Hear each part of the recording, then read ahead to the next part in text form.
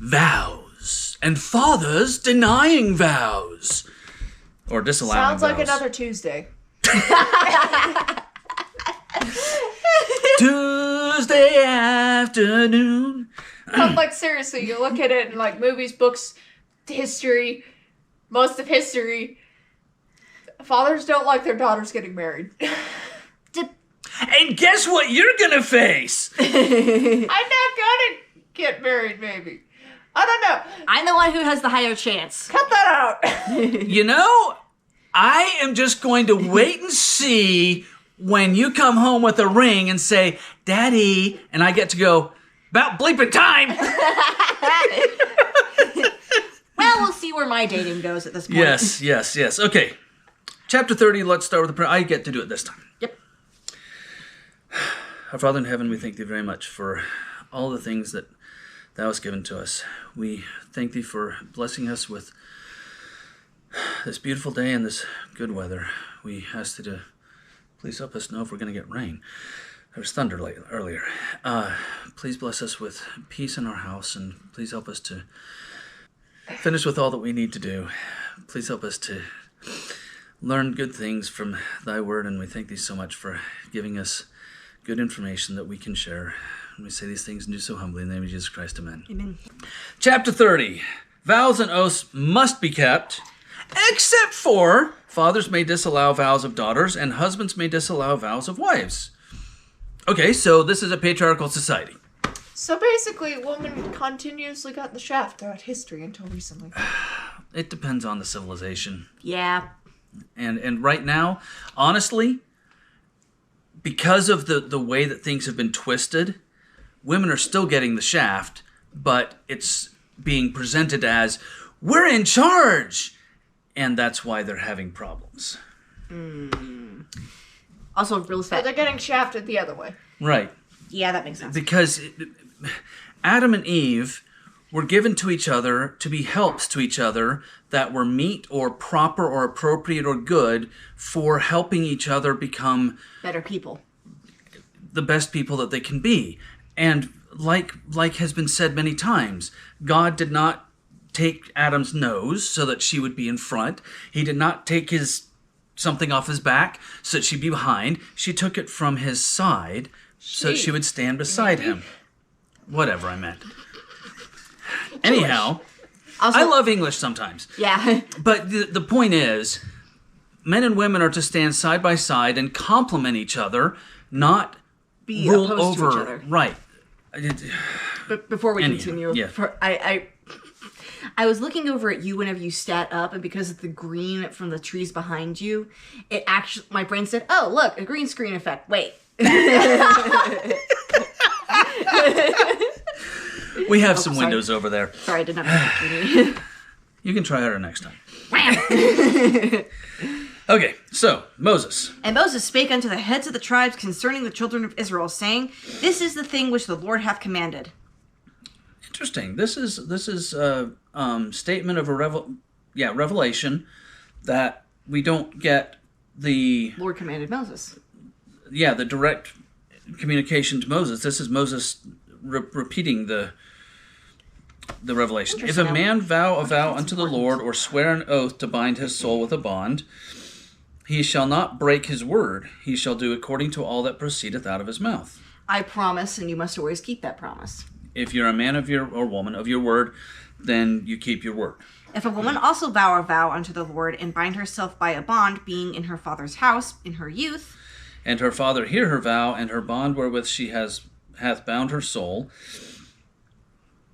or pledged, and her father shall hold his peace at her, then all her vows shall stand, and every bond wherewith she hath bound her soul shall stand.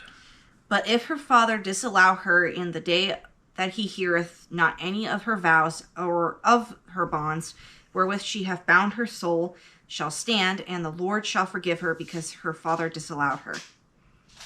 So, if I, as the dad, hear one of you say, I'm going to do thus and so, and I say, no, that's a bad idea, I disagree, then you don't have to do it. Which is interesting. And if she had it all in husband when she vowed, or uttered aught out of her lips wherewith she bound her soul. Always good to have a second opinion on certain That's true, yeah. issues. And her husband heard it and held his peace at her in the day that he heard it, then her vow shall stand, and her bonds wherewith she bound her soul shall stand. But if her husband disallowed her on the day that he heard it, then he shall make her vow which she vowed. And that which she uttered with her lips, wherewith she bound her soul, of none effect. There it is. And the Lord shall forgive her. So, Wait, nuns? None. N-O-N-E, not N-U-N. No effect. right. So, if he hears it, and he Also thinks it's a bad idea. can make it of none effect or of no effect, and she doesn't have to worry about it. Okay. But every vow of a widow and of her that is divorced, wherewith they have bound their souls, shall stand against her. Interesting. So if she makes a choice herself, then it has to come true. Right. And if she vowed in her husband's house or bound her soul by a bond with an oath. And her husband heard it and held his peace at her and disallowed her not, then all her vows shall stand, and every bond wherewith she bound her soul shall stand. But if her husband hath utterly made them void on the day he heard them, then whatsoever proceeded out of her lips concerning her vows or concerning the bond of her soul shall not stand. Her husband hath made them void, and the Lord shall forgive her. Every vow and every binding oath to afflict the soul, her husband may establish it, or her husband may make it void. But if her husband altogether hold his peace at her from day to day, then he establisheth all her vows or all her bonds, which are upon her. He confirmeth them, because he held his peace at her in the day that he heard them. But if he shall any ways make them void after that he hath heard them, then he shall bear her iniquity. These are the statutes which the Lord commanded Moses between a man and a wife, between the father and his daughter, being yet in her youth in her father's house. So really, the only thing here is, if a man or a woman make a vow, the man has to keep it no matter what, which actually puts more stress on him. Jeez. The woman can have her father or her husband say, that's not a good idea, let's not do that. But if she's widowed or in any way free from her father or her husband, then it's just like any man. And, it's a matter of keep your word, people. So why do the men not get to be able to have someone else say you don't have to worry about this vow? Because supposedly they thought it through, talked it out with their family and or people involved, and made a proper and appropriate vow that was good for everyone. And no one can just get rid of their vow themselves. They have to have another person to do it for them. Right. That's interesting. I guess that would make sense, so then you couldn't just say, hey, I vow, no, I don't want you anymore, I disavow you, or whatever. Right. Yeah, Right. I have made this promise, but your deal has expired, so I do not have to do it anymore. Right. Where have I heard that statement? Yeah. That was a very, very fast Oh, chapter. Bolt. That was where I remember your deal has just expired. Oh, okay. It was Mittens and Bolt said it to each other, her and to a pigeon at one point early in the film. Okay. So let's go ahead and read the next one, which is a fairly long one. But this should go quickly. It's just about a war. Nothing serious.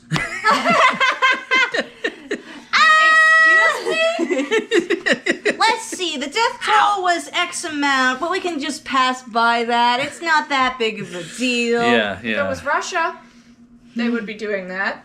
True. Chapter 31. Moses sends forth 12,000 warriors who destroy the Midianites. The prey is divided in Israel. None in the armies of Israel are lost. Dang. And the Lord spake unto Moses, saying, Avenge the children of Israel of the Midianites. Midianites, sorry. Afterward shalt thou be gathered unto thy people. And Moses spake unto some of the people, saying, Arm some of yourselves unto the war, and let them go against the Midianites, and avenge the Lord of Midian. Of every tribe 1,000 throughout all the tribes of Israel shall ye send to war. So there were delivered out of the 1,000 of Israel 1,000 of every tribe, 12,000 armed for war. Except, including Levi? Or, wait, Levi is counted separately and they added in somebody else from something else to The still Ephraim have and the 12. Manasseh. Yeah, okay. So, yeah, it was 12 tribes put out 1,000, and the Levites stayed They to... stay home. They're basically the stay-at-home moms. Not moms, but they care for the tabernacle. Effectively, they are. Yeah, In a sense. They care for the tabernacle, so they are stay-at-home priests. Parents. Yes. And Moses sent them to the war, 1,000 of every tribe, them and Phinehas the son of Eleazar the priest, so there had to have been some Levites in there, Ah, okay. to the war with the holy instruments and the trumpets to blow in his hand. Like bugles. So that would be more than 12,000 people. I would think so. They did Levites- not count well. No, No, they, no, when they it- never count the Levites amongst the rest of the Right. tribes. The 20 years and older who can go to war are the ones that they count. The priests are the people who play the trumpets and help be generals, I guess. And So they basically, they're the medics. That sounds could good to work. me. and they warred against the Midianites as the Lord commanded Moses, and they slew all the males. Wow. And they slew the kings of Midian, which are from Joshua, beside the rest of them that were slain, namely Evi, I guess. War. And They're murdering people. they're not murdering them, they're avenging the Lord. And Rechem and Zur and Hur, Why did you whack him? she I didn't whack him. I whacked myself. And Okay. I did this. Slap kind of my arm kind of hard. I saw it out of the corner of my eye. Ow. And Reba, 5 kings of Midian, Balaam also the son of Beor they slew. There it is. Balaam the son of Beor they slew with the sword. And the children of Israel took all the women of Midian captives, and their little ones, and took all the spoil of their cattle, all their flocks, and all their goods. Well, they left the women and children. Yeah. And they burnt all their cities wherein they dwelt, and all their goodly castles with fire. Yikes. Closed like- encampments. It's like, honestly, with what they did, leaving the woman and children there is more like a curse. No, Like, they took it with them. They did? Yeah, they took them captive. They brought them in as servants. Wait, who's fighting what? The microwave was in my ears. The children of Israel have gone and fought the Midianites and have completely wiped them out and burned all their cities and Widowed their wives. well closed encampments. And then they took all of the women and children to be servants. I'm like the one Hitler with the Jews. No, that's They're a not- completely different thing. They're they're- not killing everyone. They're also doing it quickly. They're not... Yeah, We're not going to talk about that. not right now. Not in this context. And they took all the spoil and all the prey, both of men and of beasts. And they brought the captives and the prey and the spoil unto Moses and Eleazar the priest, and unto the congregation of the children of Israel, unto the camp at the plains of Moab, which are by Jordan near Jericho. And Moses and Eleazar the priest and all the princes of the congregation went forth to meet them without the camp. And Moses was wroth with the officers of the host, with the captains over thousands and captains over hundreds, which came from the battle. And Moses said unto them, Have ye saved all the women alive? Oh, he's not happy. Okay. Behold, these caused the children of Israel through the counsel of There we go. of Balaam to commit trespass against the Lord in the matter of Peor, and there was a plague among the congregation of the Lord. This sounds familiar. Like, didn't Saul do something similar?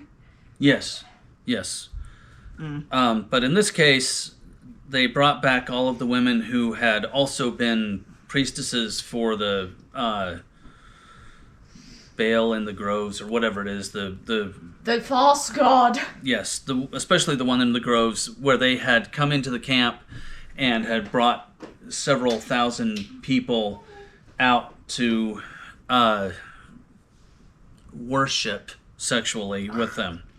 And the council of Balaam to commit trespass in the matter of Peor. You remember me telling you I didn't Yeah. remember exactly where it was? That's where it is.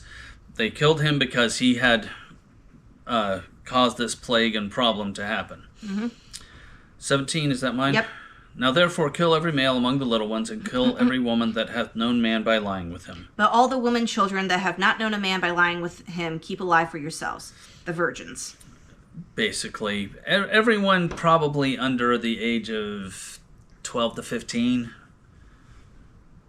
So Because- basically, they kept a bunch of innocent children and let them witness the cruelty of death and war. unfortunately, that happens. Sheesh, like, talk about scarring for life. Yep, that's what happened back then. And do ye abide without the camp 7 days. Whosoever hath killed any person, and whosoever hath touched any slain, purify both yourselves and your captives on the 3rd day and on the 7th day. And that is a very interesting thing to do. Because they go through the purification ritual where they use the water that has been mixed with the ashes of the red heifer.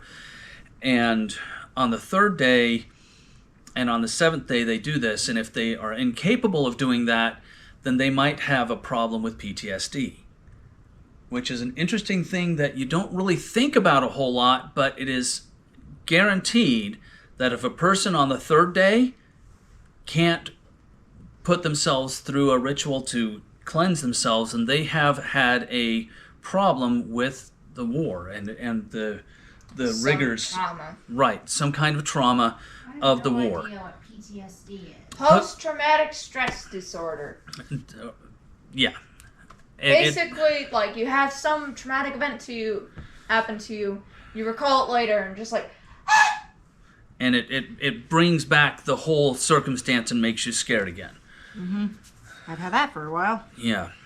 So have you, I believe. Yes. Quite a bit.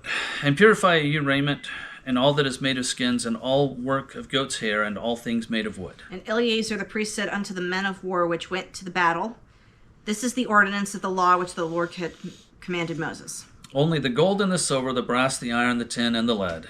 Everything that may abide the fire, ye shall make it go through the fire, and it shall be clean.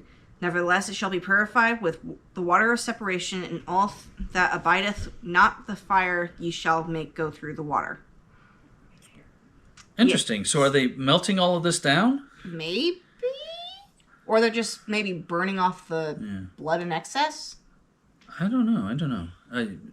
It's the spoils of war. Who knows? And there is the other part of there may be some idols in there, or some kind of religiously significant thing that they're just going to melt down and make sure it's pure and clean. And ye shall wash your clothes on the 7th day, and ye shall be clean, and afterward ye shall come into camp. And the Lord spake unto Moses, saying, Take the sum of the prey that was taken both of man and of beast, thou and Eleazar the priest, and the chief fathers of the congregation. and divide the prey into 2 parts, between them that took the war upon them, or took part in the war, who went out to battle, and between all the congregation. And levy a tribute unto the Lord of the men of war which went out to battle, 1 soul of 500, both of the persons and of the beeves, and of the donkeys, and of the sheep. What's a what? beeve? Beeves. What's a beeve? I am unsure. Does Google have an answer? I swear I looked that up one time. I don't remember what it said. Go look it up.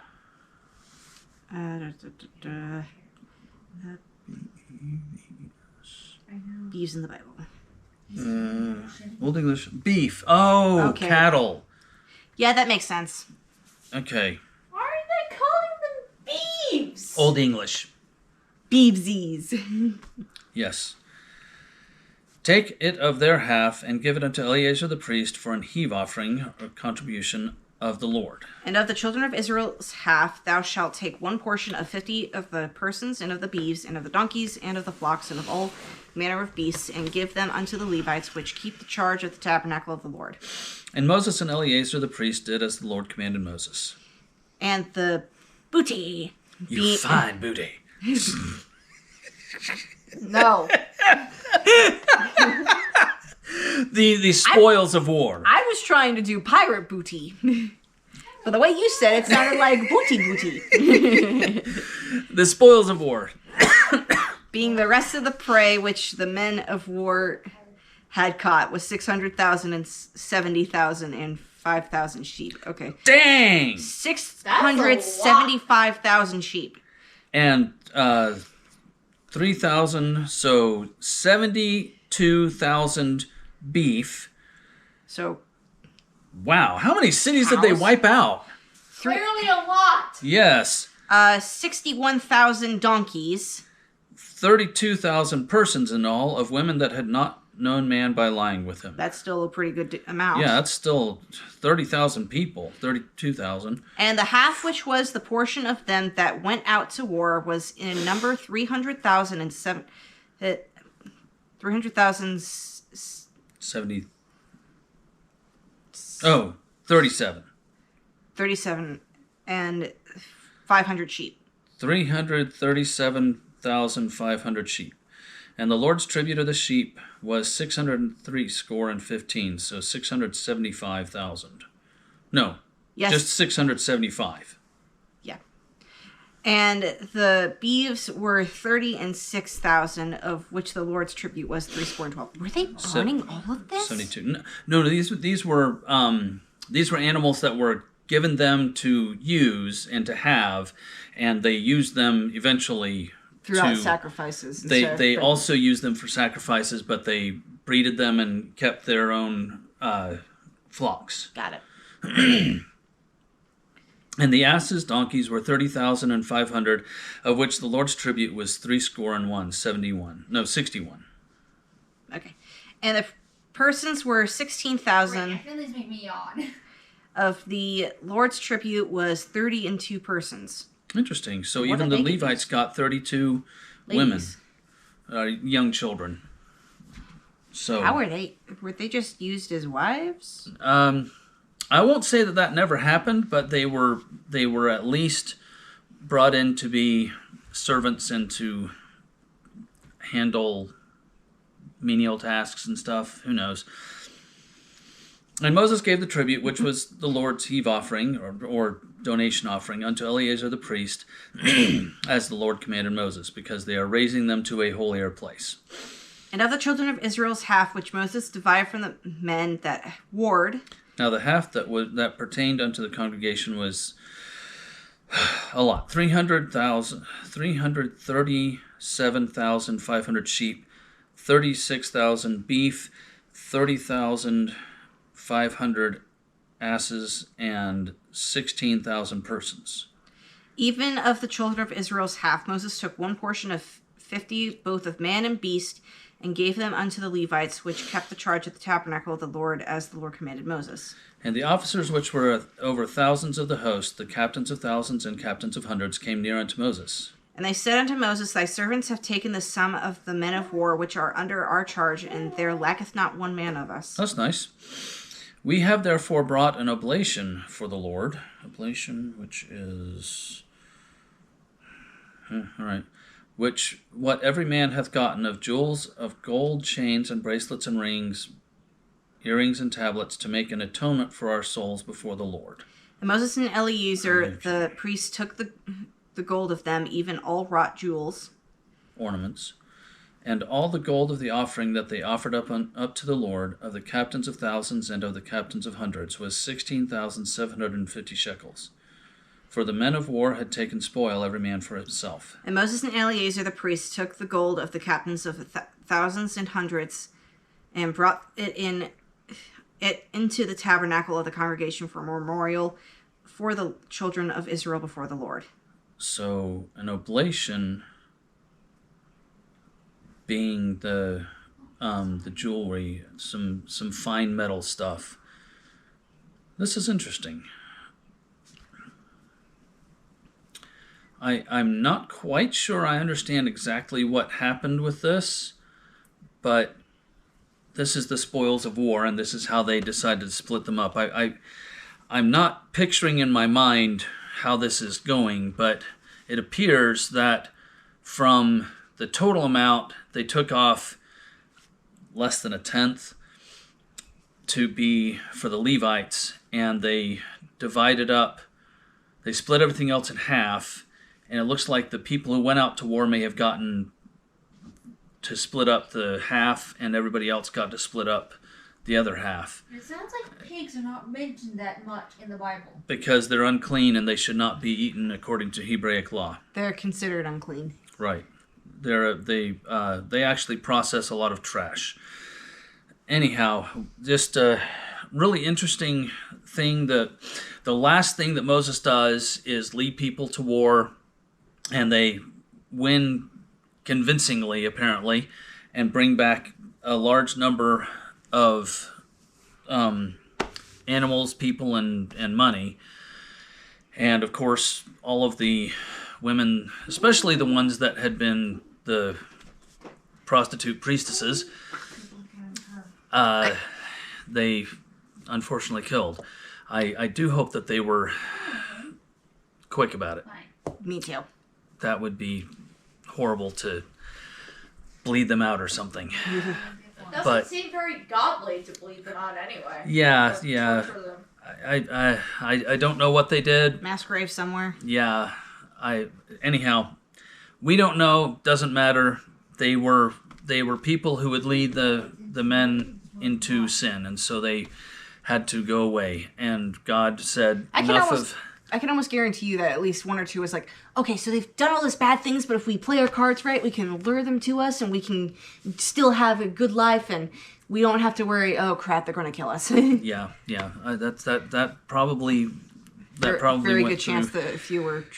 Going Yeah, a to few try of to do them that. had something like that happen. So this is one of those moments where we go, what was God thinking?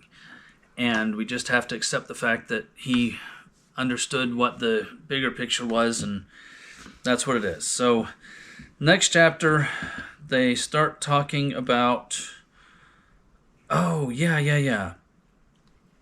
dividing up the land. And this, we're not going to go into the really mind-numbing stuff here, but there are some chapters that talk about all of the details of how to set up the city, set up the society. You But- are going to want a map. Yeah, we'll probably want a map. Do we have that? No, we packed all of our maps. I have the one at the end of the Bible. Yeah, but we had some big ones that we could hang behind us, but oh well, not now because they're packed. Anyhow, we are going to have 2.5 tribes receive their inheritances on the east side of Jordan, and then they'll cross Jordan, and all of these people will have to covenant to come with them to help clear out the land on the other side. And then we get to talk about all the wars and problems and other stuff that happens. And Jericho. well, yes, we're going to talk about Jericho, but this is We'll get there. pre-Jericho. We'll get there. Yep. Anyhow, moving on to other things. Have a good rest of your day. Bye. We will see you. Bye.